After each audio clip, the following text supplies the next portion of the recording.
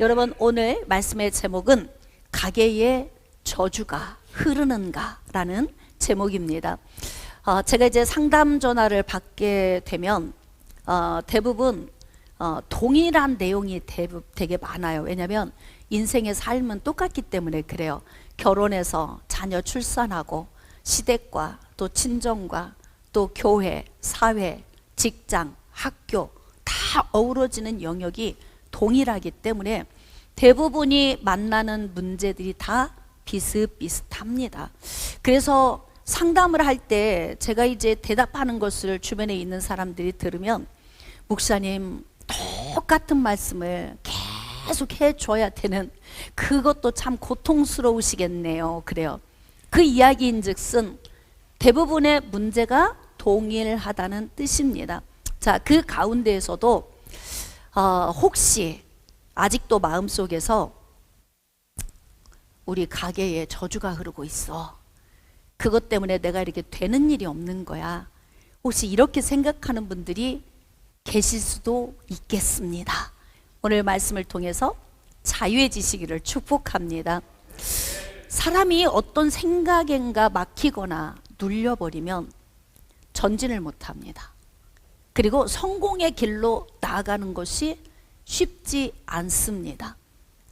예전에 이런 분이 계셨어요. 심리적 요인으로 약간 심리 불안 증상이 있어서 신경 안정제를 드시는 분이 계셨는데, 이분이 신경 안정제를 먹을 수밖에 없었던 이유가 무엇이냐면, 내면 안에서 자꾸 심장이 콩닥콩닥 뛰는 거예요. 왜 그러지? 무엇 때문에 그럴까? 고민을 하다가 병원을 갔다고 합니다. 병원을 갔더니 의사 선생님 하시는 말씀, 당신 그러다가 정신병이 올 수도 있습니다. 여러분, 고수는 절대 심각하게 안 만듭니다. 고수가 아닌 사람들이 이게 중병을 더 만드는 거예요. 병원에 가서 병을 더 키워왔다, 뭐 이런 거 있잖아요. 의사 선생님도, 탁월한 의사 선생님은 어떤 질병이든 괜찮아요. 걱정하지 마세요. 그냥 한숨 푹 자고 일어나시면 다 되어 있으니까 걱정하지 마세요, 이렇게 말씀하는데, 베테랑이 아닌 의사는 어떻게 이야기하냐면, 잘하면 죽을 수도 있습니다. 그래서 이 수술 받으러 가는 게 마치 죽으러 들어가는 것 같은 느낌, 문제가 올 수도 있다, 이렇게 말하시는 분들도 있어요. 어떤 문제에 대해서 어떤 지식을 듣고 어떤 생각을 가지고 있느냐에 따라서 전진할 수도 있고 후퇴할 수도 있습니다. 그래서 그분은, 의사 선생님이 당신 그렇게 하다가 정신적으로 문제 올 수 있습니다 라는 이야기를 듣고 이 사람이 정신에 이상이 와버리는 거예요. 왜냐하면 그 말이 나를 이끌고 가버리는 거예요. 그래서 우리가 입으로 하는 말도 굉장히 중요하고, 하나님 입에서 나오시는 말씀을 듣고 내 마음에 새기면서 이 말씀을 삶에 잘 적용하는 지혜도 우리에게 필요합니다. 자, 이제 대부분은 하나님의 말씀을 온전히 깨달은 사람은 가게에 저주가 흐르지 않습니다 라고 가르치는데, 하나님의 말씀을 온전히 깨닫지 못하고 예전에 예수 밖에서 살던 어떤 그 샤머니즘적인 신앙을 그대로 가지고 오게 되면은 어떤 문제를 발생시키냐면, 회중들에게 당신의 가게에 저주가 흐르고 있습니다 라는 이야기를 하게 되는 거예요. 자, 그러면 어떤 문제가 발생할까요? 저주가 흐르게 되면 내가 노력할 필요 없는 거죠. 기도해도 안 되는 거잖아요. 나와 상관없이 저주가 흐르는데 내가 열심히 산다고 잘 되겠습니까? 이게 지금 거기에서 말하고 있는 원리예요. 그러니까 이 말이 내 마음에 새겨지면 어떤 문제가 오냐면, 잘 살 수 있는데 못 살아요. 똑똑하게 살 수 있는데 바보처럼 살아요. 전진할 수 있는데 제자리 걸음하거나 후퇴하게 돼요. 성공할 수 있는데 매번 실패만 반복합니다. 이유가 무엇일까요? 이 사람 안에 좋은 에너지가 없는 게 아니에요. 묶여있기 때문에 그래요. 로마서 8장 32절 말씀에 진리를 알지니 진리가 너희를 자유롭게 하리라. 여러분, 하나님의 말씀은 우리를 자유롭게 합니다. 어떤 때는 하나님의 말씀이 폐부를 찔러서 굉장히 아픈데요, 하나님이 우리에게 주시는 근심하는 마음은 회개하기에 이르러 생명으로 나가게 하기 위한 과정이에요. 그래서 결과론적으로는 하나님께서 주시는 비록 폐부를 찌르는 아픈 말씀이라도 이 말씀은 나를 살리고 소생시키는 말씀이 된다는 거죠. 자, 그런데 이제 저주가, 이 조상으로부터 내려오는 저주 또는 부모로부터 내려온 이 저주가 가계에 흘러서 당신이 지금 저주의 삶을 살고 있습니다 라고 하는 말을 들은 사람들은 자기 삶의 회복과 변화가 안 되는 건데요, 이게 지금 현 시대를 살아가고 있는 우리의 삶 속에서만 있는 것이 아니고 성경에 그런 사람들이 있어, 기록되어 있어요. 성경에는 다 있어요. 찾아보면 내가 사는 모습과 똑같은 게 다 들어있어. 창세기에서 계시록까지. 그래서 성경만 읽으면 성경이 나의 교사가 되는 거예요. 자, 여러분, 이스라엘 백성들이 1차, 2차, 3차 바벨론의 포로로 끌려갔어요. BC 605년, 597년, 586년. 남유다가 586년에 멸망하기 전까지 3차례 끌려갔는데 두 번째 포로로 끌려갈 때에 거기에 포함되어 있던 사람 중에 에스겔이라고 하는 선지자가 그 안에 포함이 되어 있어요. 물론 에스겔은 포로로 끌려갔고 바벨론에서 하나님의 부름을 받은 거예요, 선지자로. 근데 이 에스겔 선지자를 통해서 하나님께서 주시는 말씀이 지금 오늘 본문에 이제 기록이 돼 있습니다. 여러분, 이 저주에 관한 부분을 다룰 때에 먼저 우리가 기준을 알고 가야 여러분이 이 말씀을 들을 때 분별이 되어집니다. 자, 하나님의 심판 원리 한번 먼저 보겠습니다. 신명기 24장 16절. 자, 우리 한 목소리로 합독합시다. 시작. 아버지는 그 자식들로 말미암아 죽임을 당하지 않을 것이요 자식들은 그 아버지로 말미암아 죽임을 당하지 않을 것이니 각 사람은 자기 죄로 말미암아 죽임을 당할 것이니라.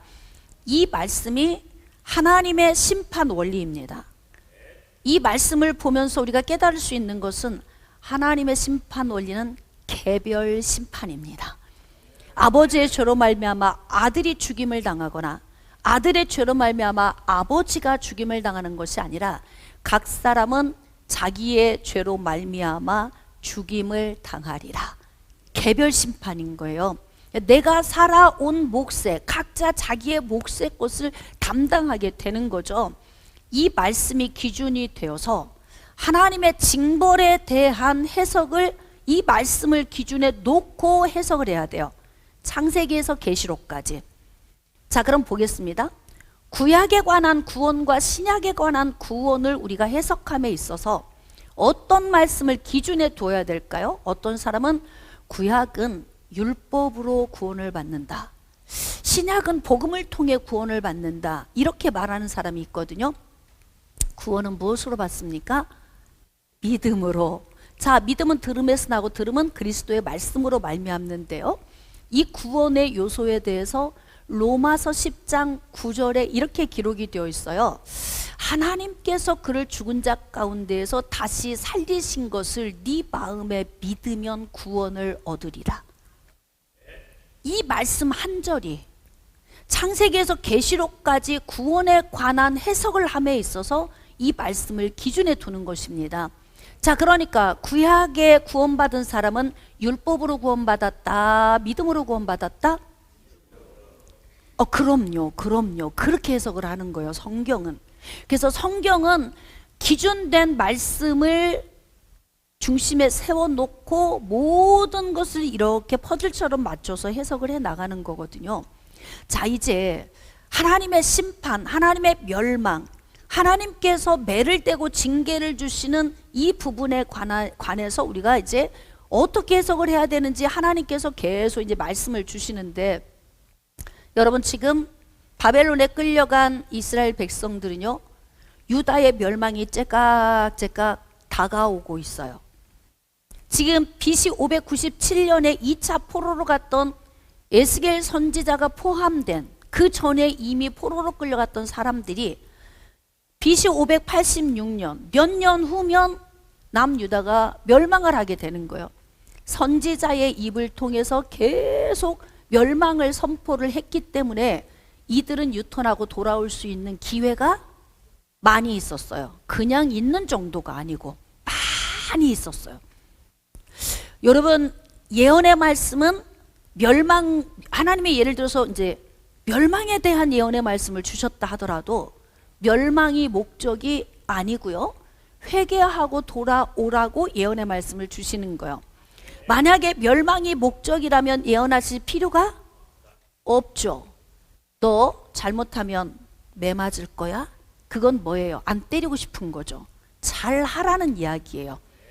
그러니까 하나님께서 멸망할 거야 라고 예언을 하셨다면 얼른 돌아와. 나 멸망하고 싶은 게 아니고 너희들이 나를 버리고 세상으로 가서 떠났기 때문에 너희들이 돌아오기를 원하는 거야. 그 뜻이거든요. 근데 우리가 유턴하고 돌아감에 있어서도 돌아가면 보상이 있고 돌아가면 뭔가 회복이 있는 게 있어야 돌아갈 거 아니에요. 그렇죠? 근데 부모가 잘못 살은 것 때문에 내가 대가를 치러야 된다고 결론이 나버리면 노력할 필요가 없는 거예요. 그래서 어떻게 사느냐? 그런 사람들은 50, 60, 70 나이를 먹어가도 그 웅덩이 안에서 절대 벗어나지 못합니다. 제가 목회를 하면서 회중들이 이제 가지고 있는 생각, 인천 광민교회 성도들이야 생각으로 다 갈아엎어지고 말씀 속에서 훈련이 잘 되어가고 있으니까 별 문제는 없는데, 중요한 건 뭐냐면 이제 외부에서 신앙생활하다 오신 분들이나 아니면 지금 영상을 통해서 접하는 분들은 아직도 이런 지식에 가득 찌들어 있는 분들이 정말 많습니다. 왜 그럴까요? 강대상에서 선포하니까 그런 거예요. 그것을. 자, 이제 그것이 성경적인가 성경적이 아는가를 우리가 좀 분별할 필요가 있습니다. 우리의 본문 에스겔서 18장. 자, 1절 이하의 말씀을 보겠습니다. 여호와의 말씀이 내게 임하여 이르시되 너희가 이스라엘 땅에 관한 속담에 이르기를 아버지가 신포도를 먹었으므로 그의 아들의 이가 시다고 함은 어찌 됨이냐. 하나님께서 지금 바벨론 포로로 끌려와서 그곳에서 지금 종살이하고 있는 바벨론에서 살고 있는 이스라엘 백성들에게 그들 안에서 이루어지고 있는 그 말들을 다시 짚어주시는 거예요. 근데 이스라엘 백성들 사이에서 암암리에 자기네들 안에서 편하게 주고받는 오고 가는 문제가 뭐냐면, 오세만 집사님, 당신 아버지가 저주받아서 당신이 지금 힘든 거 알고 있죠? 지금 이렇게 얘기를 한다는 거예요. 그러면 오세만 집사님이 또 뭐라고 하냐면, 아이고 김일한 집사님도 똑같잖아. 이런 대화가 너무 자연스럽게 회중 안에 있다는 거예요. 이게 이들의 지식이 되고 이 지식이 폐부에 새겨져서 이 지식이 내 삶을 끌고 가는 거예요. 어느 날 어머니 전도사님이 딸을 데리고 상담을 왔어요. 딸이 청년이 정말 눈으로 보기에도 이 청년이 정상이 아니구나 라는 모습이야. 그냥 길을 지나가다 봐도 정상에서 많이 벗어났어, 궤도에서요. 근데 두 모녀가 앉았어요. 어머니가 이렇게 이야기를 합니다. 목사님, 제가 제 딸을 너무너무 사랑해서 사랑을 듬뿍 주고 키웠는데도 우리 딸이 이렇게 아파요. 그러니까 옆에 있는 딸이 하는 얘기가, 엄마가 언제 사랑해줬어 나한테? 언제 나한테 사랑을 줬냐 말을 하는 거예요. 자, 아까 우리는 삶에 대한 결과물은 개별적인 거다.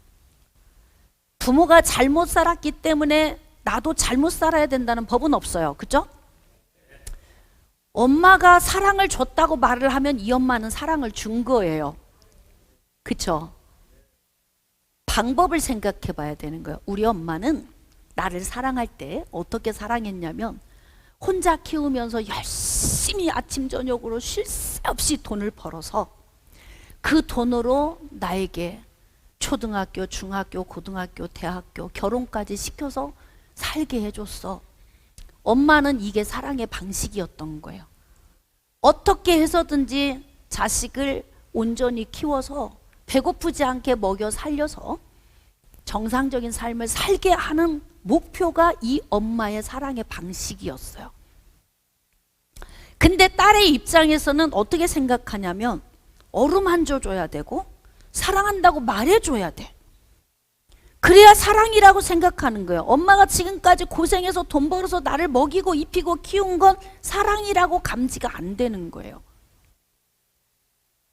그러니까 이 사람은 사랑을 못 받은 것 때문에 웅크릴 수밖에 없고 위축되어서 외부 활동을 안 하고 그냥 집에서 커튼 들이우고 그냥 집에 있는 거예요. 여러분, 이제 생각의 차이인데요. 이렇게 생각하면 이 사람이 회복할 기회가 올까요, 안 올까요? 다 누구 문제니까? 엄마 문제니까. 돌아갈 기회가 없어요. 회복할 기회가 없고. 그냥 그렇게 살다 가야 돼, 이 자매는. 여러분, 생각을 바꾸세요. 그게 우리 엄마의 사랑의 방식이었구나. 우리 아빠의 사랑의 방식이었구나. 내 남편의 사랑의 방식이구나. 내 아내의 사랑의 방식이구나. 우리 목사님의 사랑의 방식이구나. 그러니까 어떻게 해야 되냐면 빨리 환경을 파악하는 거예요. 우리 엄마는 이런 방식, 우리 아빠는 이런 방식, 남편은 이런 방식, 아내는 이런 방식, 우리 자녀들은 이런 방식. 자녀들도 계속 와서 스킨십 해주면 좋아하는 자녀가 있는가 하면 자기 방을 자주 들어오는 걸 싫어하는 자녀도 있어요. 맞죠? 그러면 그 자녀는 나를 안 사랑하는 건가요? 엄마 방에 자주 안 들어오면 나를 사랑하지 않는 건가? 그건 그 자녀의 삶의 방식이고, 자주 방을 드나드는 아이는 그 방식이 본인이 또 살아가는 설정의 방식인 거예요. 이해가 되십니까? 모든 사람은 각자 살아가는 방식이 있어요. 그것을 이해하고 가야 된다는 거예요. 근데 뭐냐면 우리 엄마가 나를 사랑해 주지 않아서 그래서 내가 이렇게 불행할 수밖에 없어. 그럼 그냥 그렇게 살아야 되는 거예요. 우리 아버지가 저주를 받게 살았기 때문에 내가 저주받는 삶을 사는 거야. 그 지식이 있으면 이 사람은 전진 못합니다. 절대 행복한 삶으로 가지 못합니다.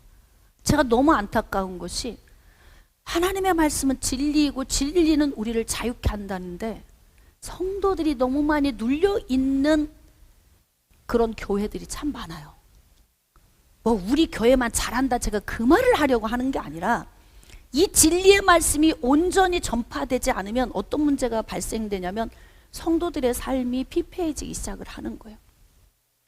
자, 그런데 하나님께서는 뭐라고 말씀하시냐면 지금 바벨론의 포로로 끌려온 사람들이 바벨론에서 종살이를 하면서 그들이 그냥 공공연하게 생각 없이 쑥 내뱉는 말이 뭐냐면 아버지가 신포도 먹어서 내 이가 신 거야. 조금 더 이 말을 바꾸면 옆집에서 불을 때니까 우리 집 굴뚝에서 연기가 나네. 지금 원리가 맞아요, 안 맞아요? 이 원리는 안 맞는 이야기예요. 100번 얘기해도 안 맞아요. 아무리 설득하고 믿어봐 해도 믿을 수 없는 이야기예요. 옆집에서 불을 떼면 그 집 굴뚝에 연기가 나는 거예요. 야, 이거 아주 간단한 예네요, 이게. 우리 굴뚝에서 연기가 나려면 우리 부엌에서 불을 떼야 우리 굴뚝에서 연기가 나는 거잖아요. 그러니까 이게 원리에서 벗어난 이야기에 묶이면 마귀가 우리를 삼키는 통로가 돼버리는 거예요. 근데 하나님께서 뭐라고 말씀하시냐면 바벨론의 포로로 끌려온 이스라엘 백성들아, 아버지 죄 때문에 네가 지금 징벌을 받는다고 말하고 있지? 오산이야. 잘못된 지식이야.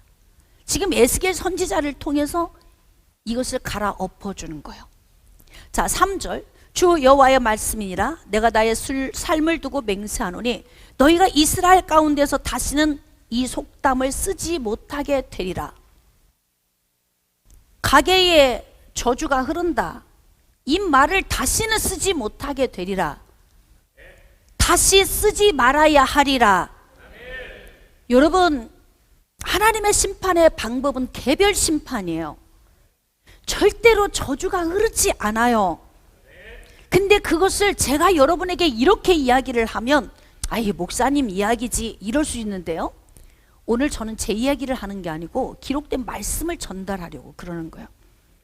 자, 4절. 모든 영혼이 다 내게 속한지라 아버지의 영혼이 내게 속함같이 그의 아들의 영혼도 내게 속한다니 범죄하는 그 영혼은 죽으리라. 개별 심판이다. 에스겔 선지자를 통해 이스라엘 백성들에게 가르치라고 하는 거예요. 자, 그러면 삶을 의롭게 산 사람에 대한 하나님의 방식, 원리는 무엇일까요? 에스겔서 18장 5절. 사람이 만일 의로워서 정의와 공의를 따라 행하며 아주 그냥 잘 살아, 하나님의 말씀에 붙들려서 말씀도 적용하고, 그리고 그 말씀을 삶에 적용해서 위로는 하나님을 사랑하고 아래로는 이웃을 사랑하는 그런 삶을 실천하고 사는 사람, 이 사람은 어떻게 되느냐? 자, 결론적으로 봅시다. 9절. 내 율례를 따르며 내 규례를 지켜 진실하게 행할진대 그는 의인이니 반드시 살리라.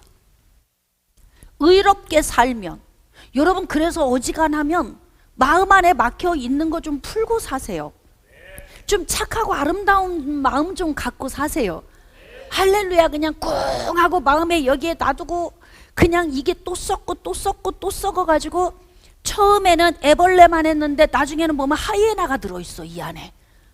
그래가지고 도대체 왜 그래? 왜 그렇게 분노가 그렇게 일고 그러는 거야? 그러면 내가 5살 때, 나이가 지금 70을 향해 가고 있는데요, 5살 때부터 시작을 해. 대부분 상담자를 찾아가는 사람은 자기 속에 있는 문제가 자기 스스로 해결이 안 돼서 상담자를 찾아가는 거예요. 근데 상담자를 찾아와서 상담을 하는 내담자의 대부분의 유형, 저는 20년간 치유 사역을 했잖아요. 많은 사람을 회복시키고 목회자들을 훈련시키고 말씀으로 가르치면서 20여 년이 다 되는 동안 그 사역을 해왔는데, 제가 줄곧 전체적으로 이렇게 쫙 데이터를 좀 뽑아보면 대부분 상담자를 찾아온 사람은요, 앉으면 어디부터 시작하냐면요, 어떤 사람은 엄마 뱃속에서요, 우리 엄마가요 할머니한테 그렇게 많이 구박을 받았대요부터 시작하는 사람이 있고요. 어떤 사람은요, 제가 태어났는데요 너무 제가 많이 울어가지고요 할머니가 저를 두엄자리에 버렸었대요, 이렇게부터 시작하는 사람이 있어. 어떤 사람은 제가 5살 때요, 또 어떤 사람은 7살 때요, 제가 엄마 일기장을 우연히 읽었는데요, 저를 엄마가 낙태시키려고 약을 먹고 높은 데서 뛰어내렸는데도 제가 태어났대요. 그러니까 우리 엄마는 나를 죽이려고 한 거잖아요. 그래서 저는 그때부터 학교 갈 때 엄마가 도시락을 싸주면 도시락 뚜껑에 밥을 탁 엎어서 덜어놓고 젓가락으로 다 이렇게 헤쳐보는 거야. 왜? 엄마가 혹시 나를 죽이려고 거기다 독약을 넣나 싶어가지고. 그렇게 자라 나이를 먹어 목사님이 어느 날 되었고, 그리고 60, 70에 가까운 나이가 됐는데 저를 찾아왔어요. 근데 이분은 사람하고 눈도 못 마주치고 말도 잘 못하고 저한테 상담 내용을 A4 용지에 기록을 해오셨어요. 이거 뭐예요? 그랬더니 저는 사람 앞에서 말을 잘 못해요. 그래서 내용을 적어온 거예요. 근데 그 내용이 뭐냐? 7살 때 일기장 읽은 데서부터 출발하는 거야, 인생이. 여러분, 부모님이 나에 대해 어떻게 생각을 하든, 또 주변 사람이 나를 어떻게 생각을 하든, 그들의 그 생각을 내 삶에 적용시키지 마세요. 이해가 되십니까? 우리는 각자의 삶을 살아가는 거예요. 엄밀히 따져보세요. 한 공간 안에 살아도 남편이 누리는 복과 아내가 누리는 복이 같아요? 달라요? 달라요. 같지 않아요. 한 입을 쓰고 산다고 복이 같은 게 아니에요. 각자 개인의 삶을 사는 거예요. 그러면 개인이 삶을 살아갈 때 어떻게 살아야 되느냐? 우리 엄마가 이래서요, 제가 이래요. 이러면 이 사람은 엄마와 연결이 돼 있어요. 그러니까 뭐냐면 저주가 나한테 내려오는 것을 저주가 진짜 내려오는 게 아니고 내가 그 말에 묶여서 저주 안으로 들어가 있는 거예요. 깨달아지십니까? 너무 안타깝잖아요. 지금 하나님께서는 의롭게 산 사람이 있다고 가정을 해보자. 그 사람이 하나님을 섬기는 일과 이웃을 사랑하는 일에 복되게 산 사람이라면 그는 자기 삶에 복된 열매를 맺을 것이다. 이렇게 말씀하고 있습니다. 그러니까 우리 엄마가 나에게 사랑을 준 방식이 내가 원하는 방식이 아니었어도 그 방식에서 벗어나야 된다 이 말이에요. 우리 엄마 때문에, 우리 아빠 때문에, 누구 때문에, 자녀 때문에, 남편 때문에, 아내 때문에가 아니라는 거예요. 그러니까 우리는 우리의 삶을 부모와 자녀의 관계성 속에서 또 주변에 있는 사람들의 관계성 속에서 자꾸 연결고리를 찾으려고 하는 거야. 그래서 어떻게 하느냐? 내 삶을 거기에 묶어버려요. 그리고 엄마가 이렇게 해서 아빠가 이렇게 해서 남편이 이래서 아내가 이래서 자녀가 이래서 나는 전진할 수 없어. 그리고 내 삶을 거기에 설정을 해놓고 못을 딱 박아놓고 꼼짝도 안 합니다. 그리고 어떻게 해요? 그 저주 때문에 내가 저주받고 사는 거야. 근데 그 부분에 대해서 뭐라고 말씀하시냐면 바벨론의 포로로 끌려온 이스라엘 백성들에게 너희들은 지금 공공연하게 아버지의 죄 때문에 우리가 지금 이렇게 고생하는 거야 라고 너네들이 말하고 있지만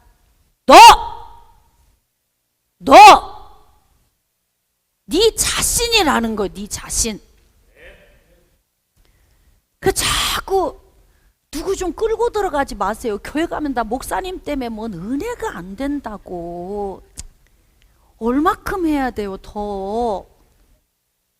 이 정도로 말씀에서 여러분 잘 가르치고 아프면 기도해서 치료해주고 진짜 진국이잖아. 이 정도면 여러분이 나 안 버리면 난 여러분 안 버려요. 평생 살아보셔봐. 저는 막 앞으로 뒤로 막 뒤집어지는 사람이 아니라고요. 항상 보면 그 자리에 항상 보면 변함없이 항상 변함없이 이게 제가 설정하고 가는 방법이에요. 그러면 얼른 알아야지. 아, 우리 목사님은 그렇게 가시는 분이구나. 그냥 목사님이 이래서 이래 그거 아니라고 하잖아요. 누구 문제다? 시작. 할렐루야. 네, 내 문제다. 내 문제다. 생각을 바꾸세요. 이제 아버지가 저주받는 삶을 살았기 때문에 내가 저주받는 것이 아니라 우리 아버지가 어떻게 살았든 자녀가 어떻게 살았든 누가 어떻게 살았든 상관없이 내가 하나님 은혜 안에 잘 살아야지. 이렇게 각오하고 결단해야 된다는 거예요. 심지어는 포로로 끌려가 이방인의 땅에 있으면서도 원망과 불평뿐이야. 기도도 안 해. 기도를 해야 뭐 해요? 저주가 왔는데. 내가 노력한들 뭐 합니까? 저주가 왔는데. 여러분 이런 지식이 우리 머리에 있으니까 사람이 그 저주에서 헤어나오질 못하는 거예요. 하나님의 백성은 진리 안에서 자유해야 되는 거예요. 여러분 얼마나 자유해요? 자유하죠. 율법을 지켜서 의를 이루는 게 가능합니까? 십계명을 지킬 수 있습니까? 그러면 유대인들은 이렇게 이야기해요. 아이고 지키고 말고요. 난 살인 안 했어요. 간음 안 했고 도둑질 안 했고요. 거짓 증거 안 했고요. 저 탐욕 안 부렸어요. 그랬더니 예수님이 오셔서 말하는 거야. 너 미움 있어 없어? 뜨끔하잖아. 뜨끔해. 오늘도 그냥 교회 가면 그 꼴배기 싫은 사람 어떻게 보지? 이러고 왔는데 네 안에 미움 있어 없어? 뜨끔했더니 예수님이 뭐라고 하시냐면 너 그거 살인이라니까?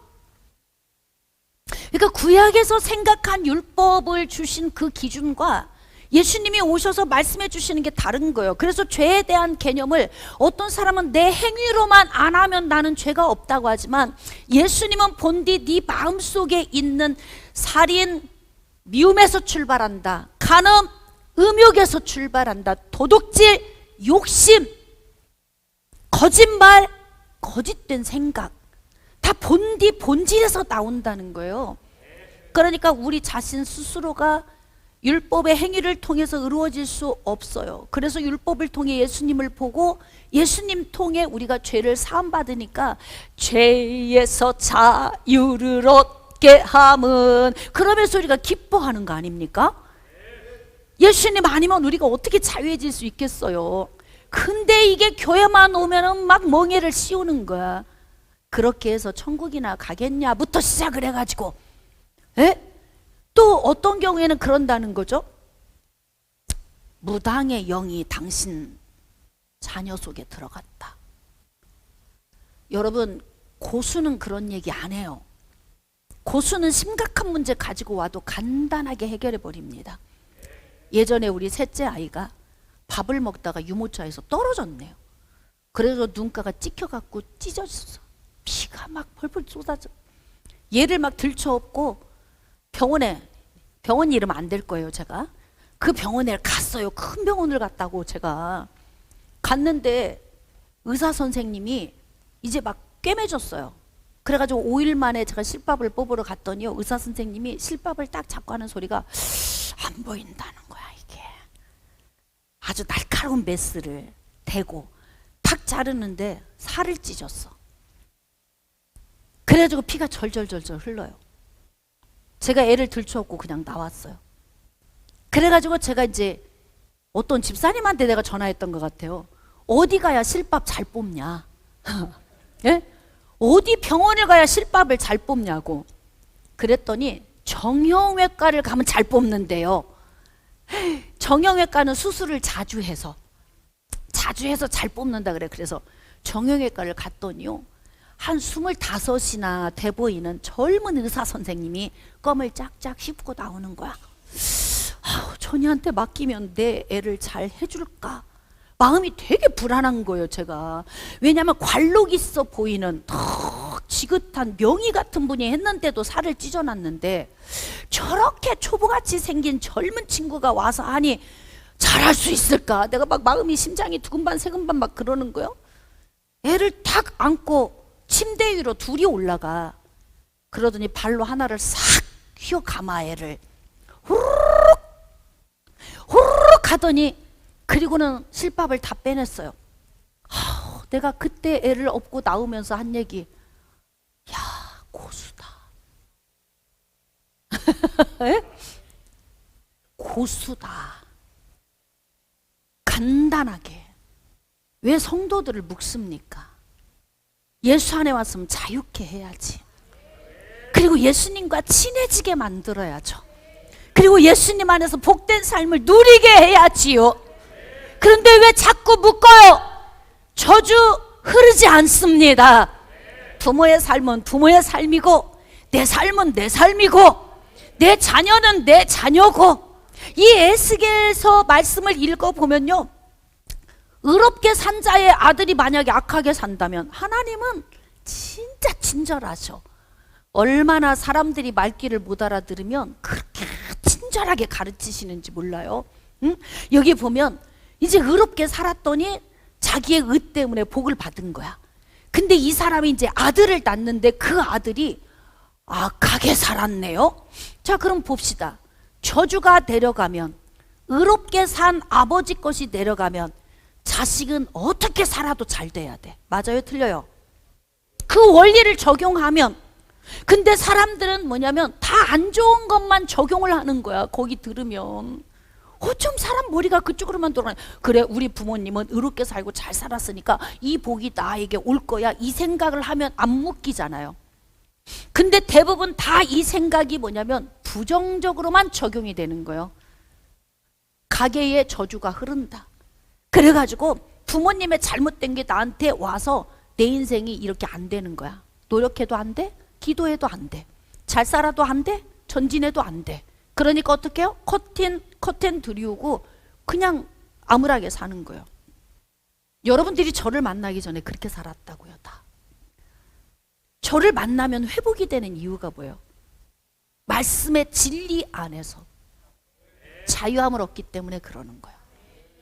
그러기 때문에 지금 하나님이 뭐라고 말씀하시냐면 에스겔서 18장 10절, 가령 그가 아들을 낳았다고 하자. 가령 만일이야, 만일 그 아들이 이 모든 선은 하나도 안 해. 아빠가 산 것처럼 안 살아요. 그리고 어떻게 해? 죄악 중에 하나를 범해서 아주 강포하게 살아. 그러면 어떻게 하느냐? 그는 모든 가증한 일을 행했기 때문에 반드시 죽을지라. 자기 피가 자기로 돌아간다. 아버지가 아무리 의롭게 살았어도, 믿음 안에 살았어도, 자식이 믿음을 버리고 밖에서 살면 아버지의 복이 그 아들에게 가는 게 아니다, 이 말이에요. 각자 자기의 복대로 사는 거예요. 깨달아지시면 아멘. 아직도 우울하게 살 겁니까? 아직도 후퇴하며 살 것입니까? 노력해야 필요 없다고 생각하실 겁니까? 우리 부모가 나에게 이렇게 했어. 사랑 안 줬어. 우리 부모는 나에게 가난을 물려줬어. 우리 부모는 나에게 다혈질적인 혈기를 물려줬어. 나는 그냥 그렇게 살아야 돼. 그리고 살아야 되는 것입니까? 우리 스스로가 말씀 안에서 우리 자신을 갈아엎고 노력하며 살아야 되는 거예요. 하나님은 너무 유머가 많으셔. 거기서 끝난 게 아니에요.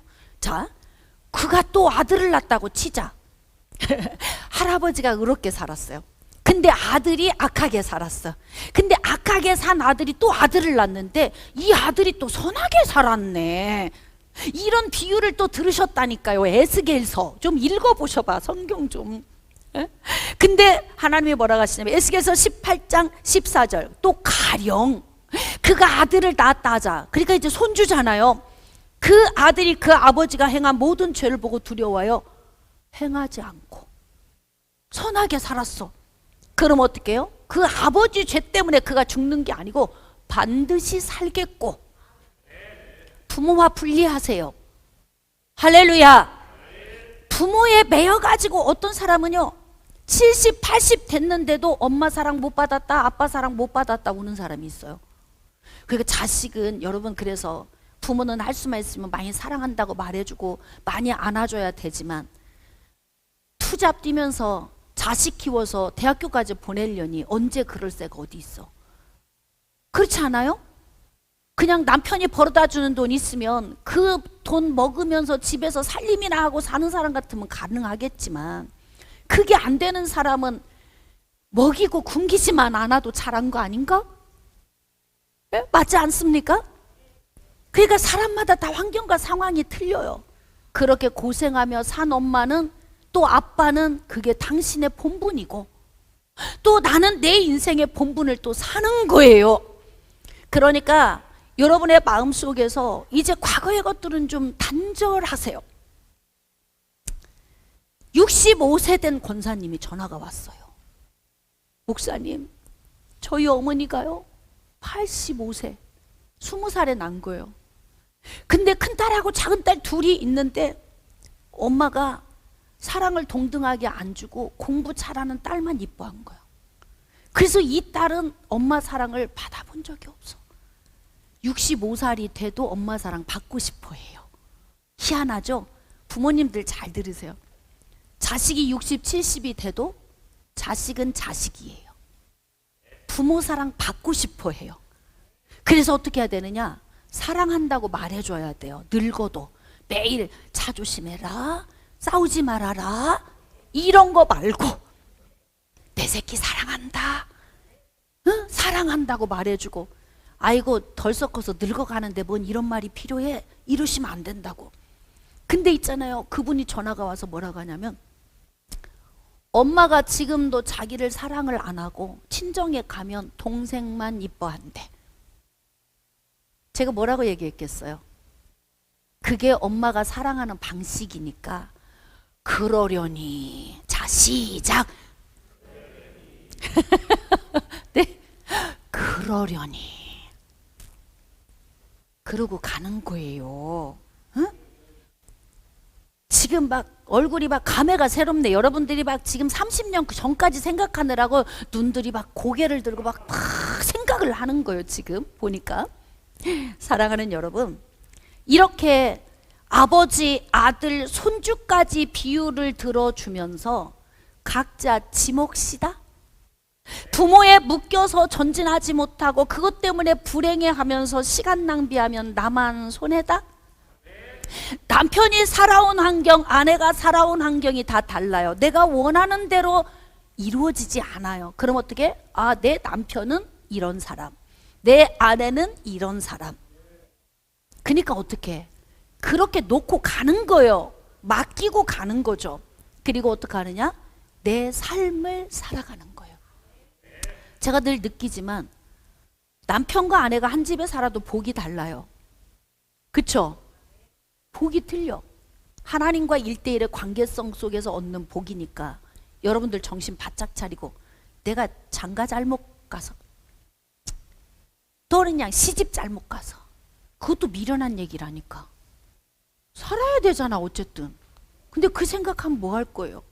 지금부터 어떻게 정신 바짝 차리고 누구나 잘 살자. 그렇죠. 내가 회복되면 옆 사람도 회복시킬 수 있는 거예요.